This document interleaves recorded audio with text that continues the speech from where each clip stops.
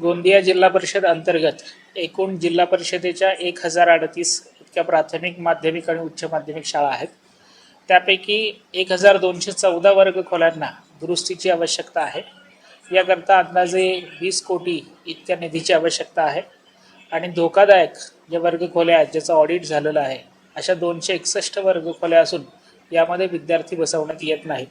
तशा सक्त सूचना आपण गटशिक्षणाधिकारी यांचे मार्फत सर्व मुख्याध्यापकांना दिलेल्या आहेत आणि नवीन वर्ग खोल्या 188 वर्ग खोल्यांची आपल्याला आवश्यकता आहे. त्यासाठी जवळपास आपल्याला 25 कोटी इतका निधी आवश्यक आहे. DPC मधून यावर्षी आपल्याला काही वर्ग खोल्या मंजूर होतील.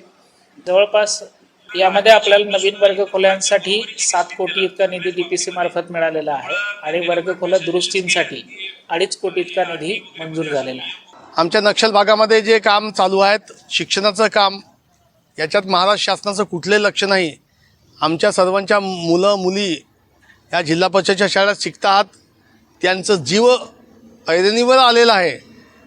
अशा वेळेस शासनाला रंगरोगटीसाठी नव्हे तर त्याला डागडगूसाठी पैसा, रिपेअरिंगसाठी पैशाची आवश्यकता आहे, पण तो पैसा शासन देत नाही. आणि म्हणून जिल्हा परिषदमध्ये शिक्षण घेणाऱ्या सामान्य कुटुंबाच्या लोकांना ही मोठी गंभीर परिस्थिती निर्माण झालेली आहे.